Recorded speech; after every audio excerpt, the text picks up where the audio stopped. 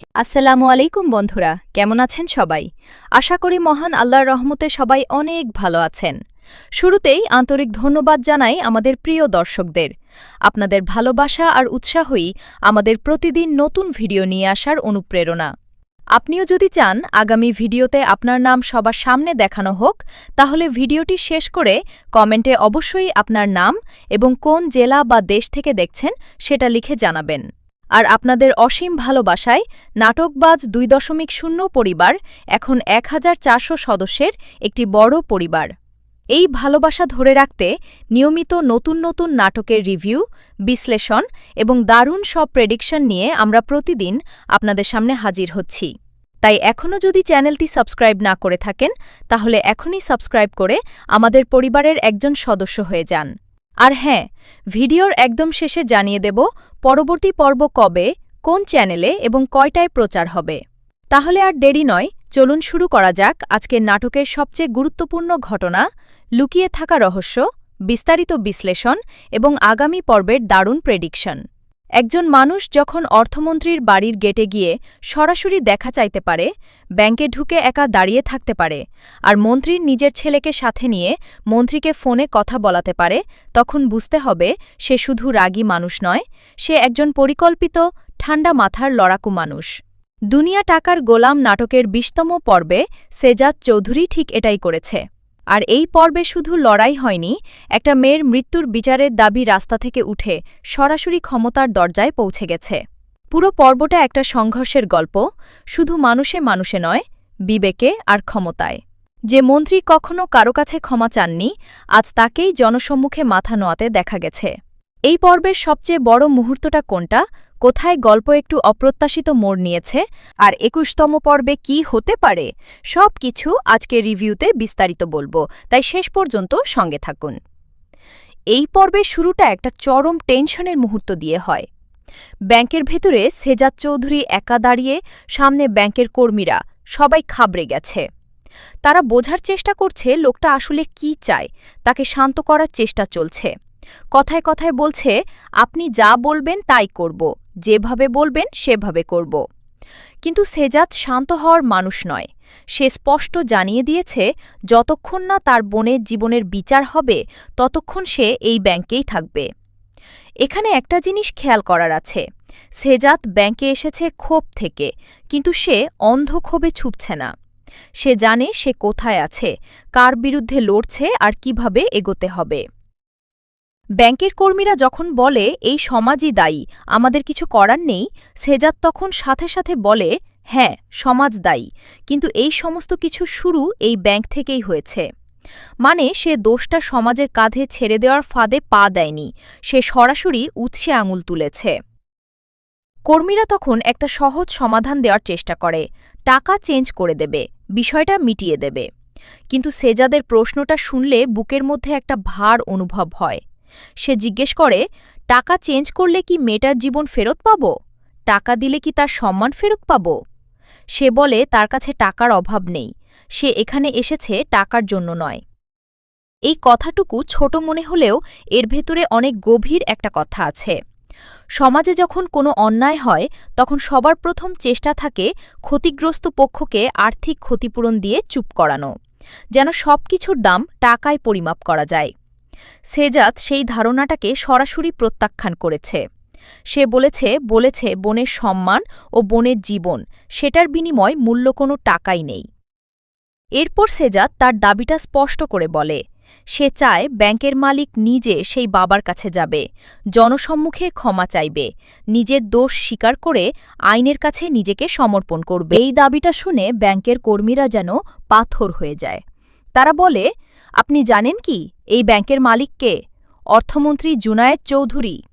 এতটুকু শুনলেই বোঝা যায় সেজাদ কার বিরুদ্ধে দাঁড়িয়েছে। দেশের অর্থমন্ত্রী মানে শুধু একজন ক্ষমতাধর মানুষ নয়, রাষ্ট্রের অর্থে নিয়ন্ত্রক। তার বিরুদ্ধে একটা সাধারণ মানুষ জনসম্মুখে ক্ষমা চাওয়ার দাবি তুলছে, এই দৃশ্যটা নাটকীয়ভাবে অনেক ভারী। কিন্তু সেজাদ এতটুকু বলেই থামে না। সে বলে, উনি ক্ষমা চাইবেন না, সেটা আমি জানি, তাই উনার কাছে ফোন দাও, বলো সেজাদ চৌধুরী এখন কথা বলতে চায়। এখানে একটা সূক্ষ্ম কিন্তু গুরুত্বপূর্ণ বিষয় আছে।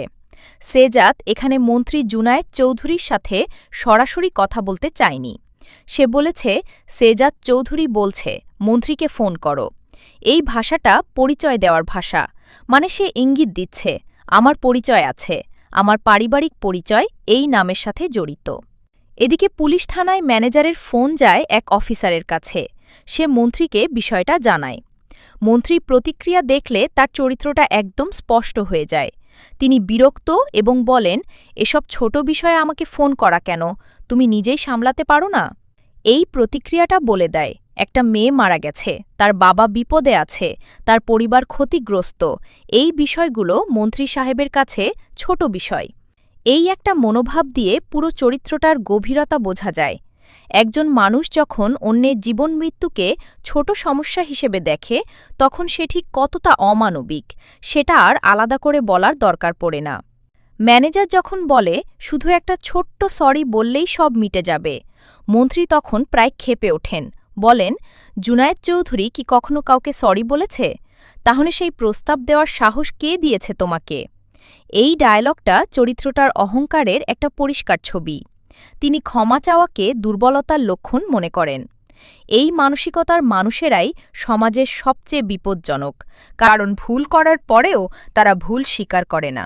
এরপর গল্পের ধারা একটু অন্যদিকে যায়। সেজাদ সরাসরি মন্ত্রীর বাড়িতে যাওয়ার সিদ্ধান্ত নেয়, কিন্তু তার আগে একটা ছোট কিন্তু গুরুত্বপূর্ণ ঘটনা ঘটে। বিয়ের রেজিস্ট্রেশনের কাগজ।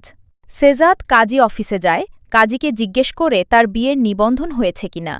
কাজী জানায় হয়েছে, কিন্তু কাগজ নেই। গতকালই রিফাত মির্জা এসে সেই কাগজ নিয়ে গেছে। এই অংশটা ছোট মনে হলেও এর মধ্যে বড় একটা সংকটের বীজ আছে। বিয়ের কাগজ মানে আইনি প্রমাণ। সেই কাগজ যদি অন্য কেউ নিয়ে যায়, তাহলে ভবিষ্যতে বিয়েটাই অস্বীকার করার সুযোগ তৈরি হয়।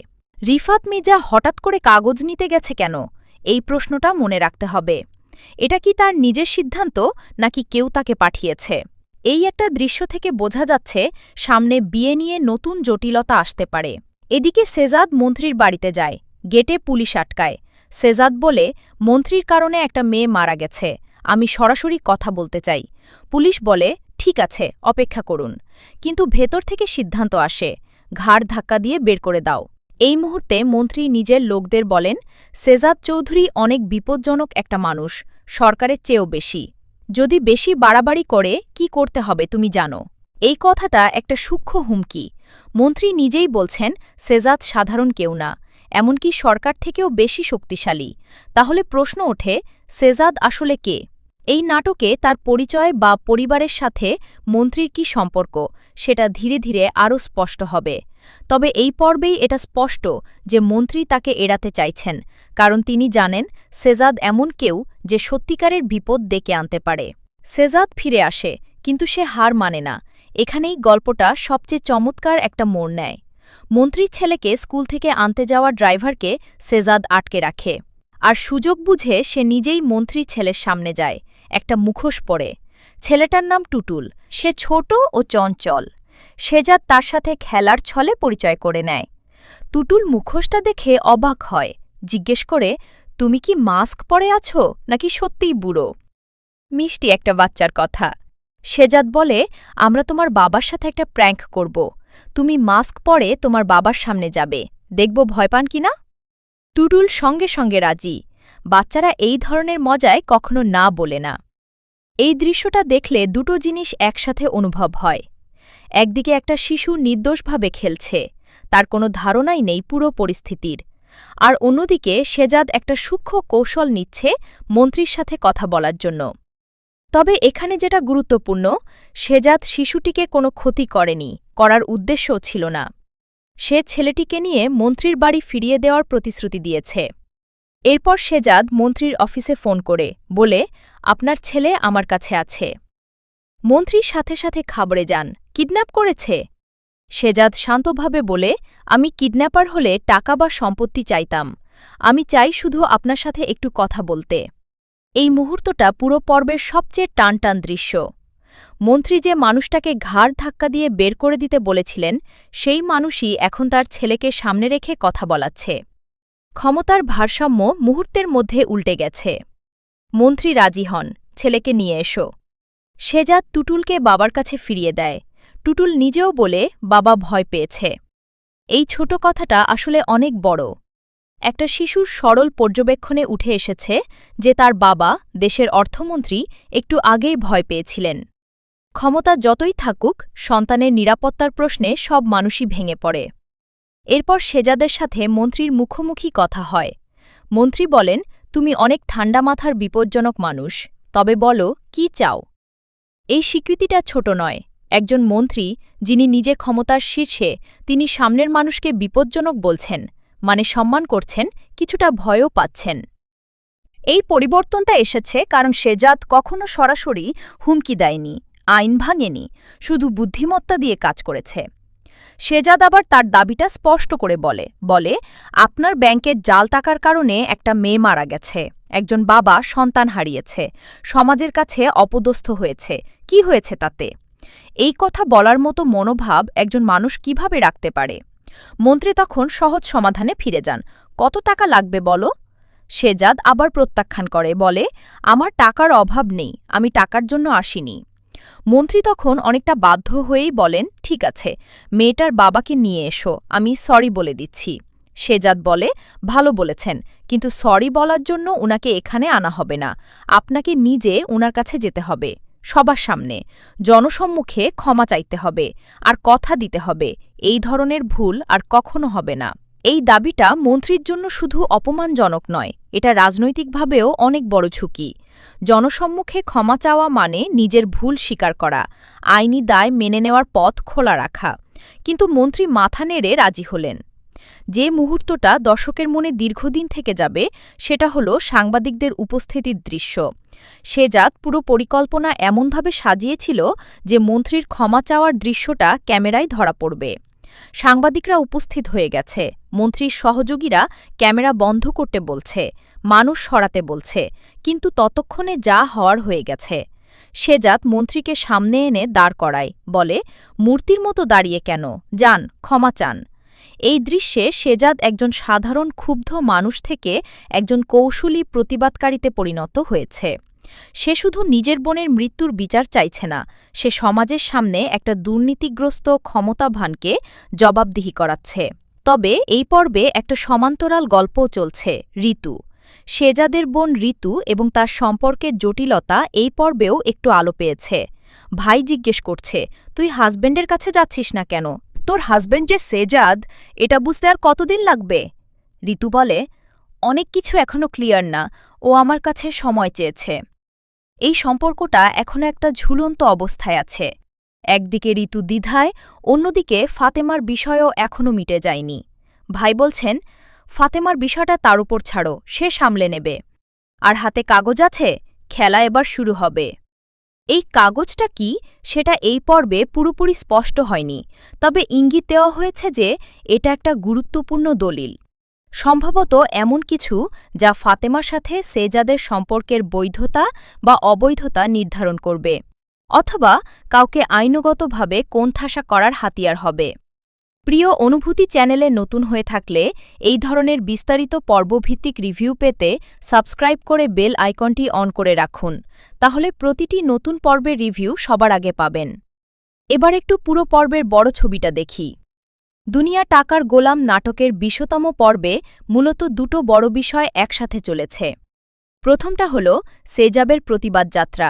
সে একটা ব্যাংক থেকে শুরু করে মন্ত্রীর বাড়ি পর্যন্ত গেছে এবং শেষমেশ মন্ত্রীকে জনসম্মুখে ক্ষমা খাওয়াতে সক্ষম হয়েছে। দ্বিতীয়টা হল সম্পর্কের সংকট। ঋতু ও শেজাদের বিয়ের কাগজ অন্য কেউ নিয়ে গেছে।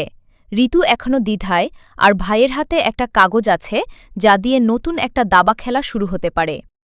এই দুটো গল্পের সুতো এখনও আলাদা, কিন্তু মনে হচ্ছে শীঘ্রই এরা একসাথে জড়িয়ে যাবে। শেজাদের চরিত্রটা এই পর্বে আরও বহুমুখী হয়ে উঠেছে।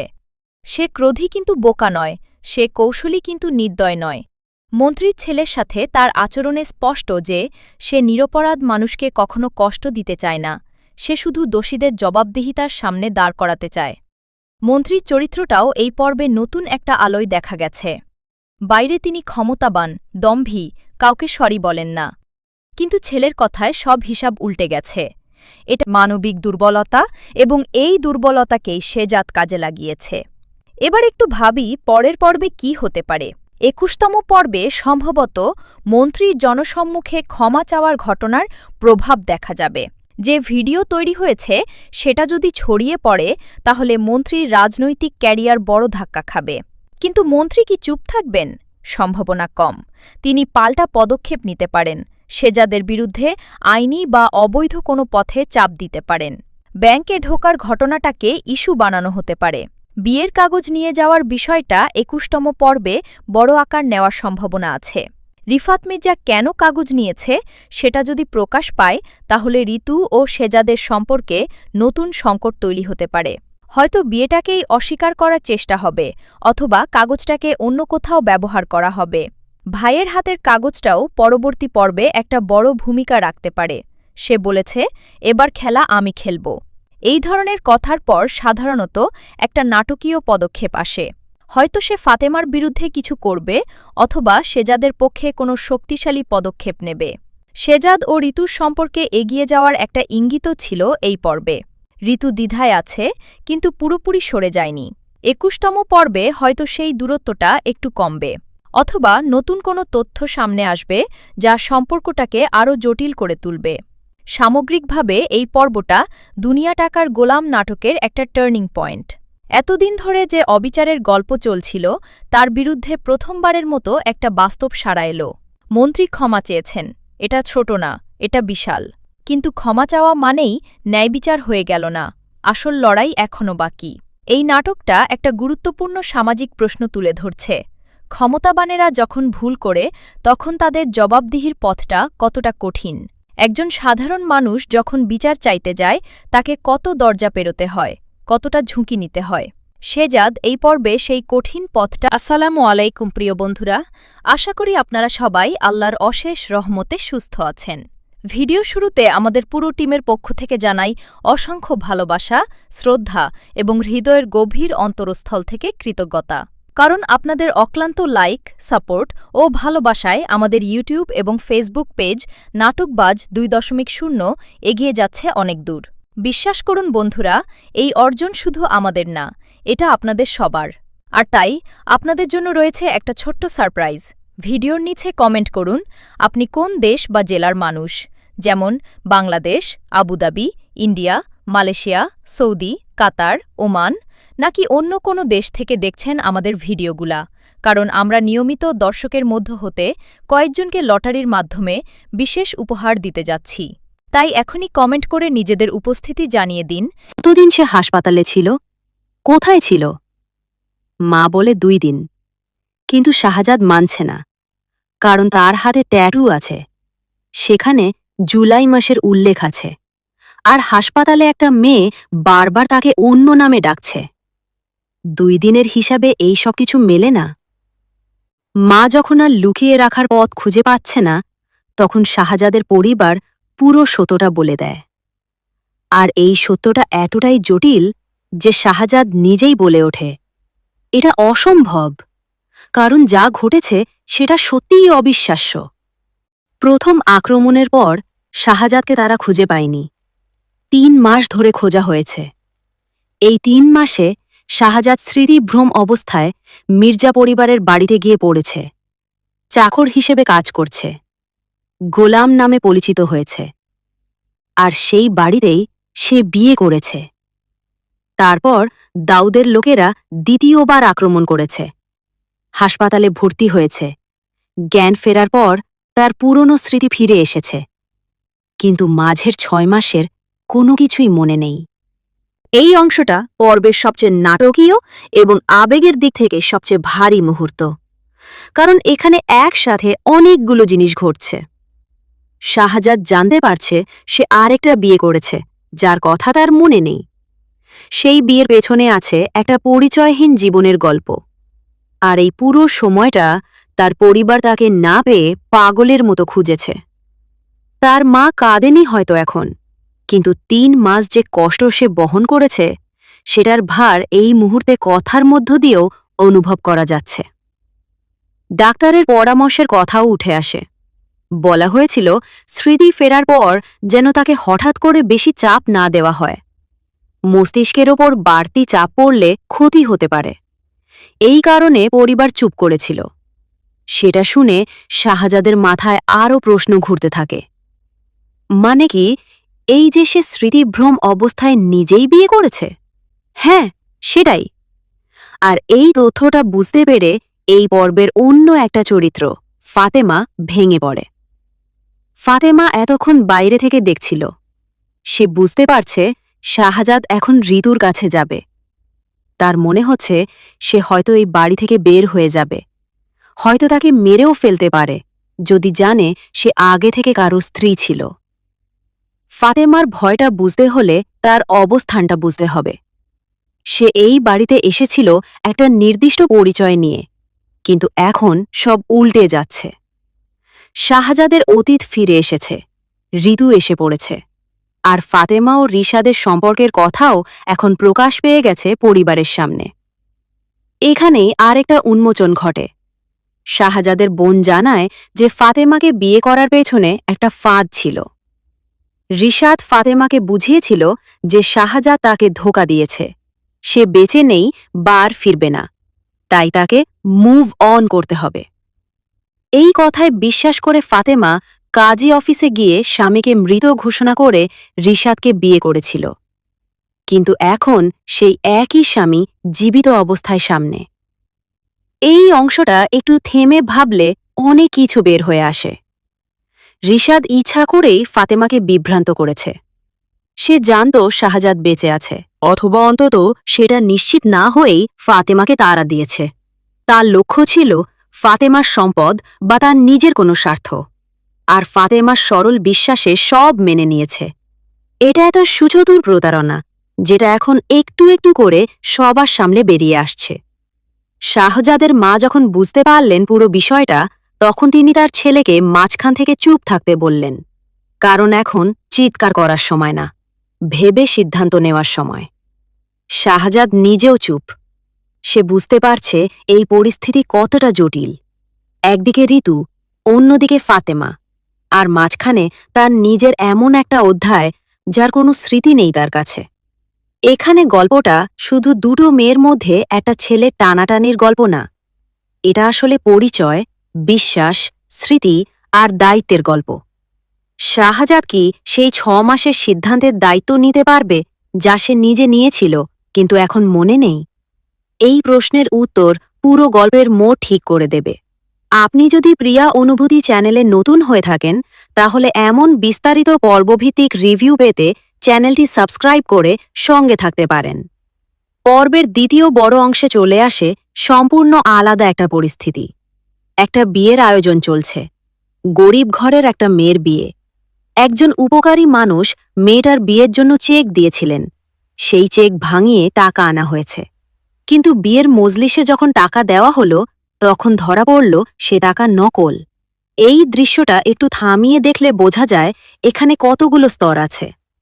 প্রথমত, একটা পরিবার বিশ্বাস করে আসা মানুষের দেওয়া টাকায় ভরসা করে বিয়ে দিতে চেয়েছে। সেই টাকা নকল বের হলে শুধু অর্থনৈতিক ক্ষতি না, সামাজিক অপমানও হয়। বিয়ের জায়গায় এই ঘটনা ঘটলে মানুষের চোখে পরিবারের মর্যাদা ভেঙে পড়ে।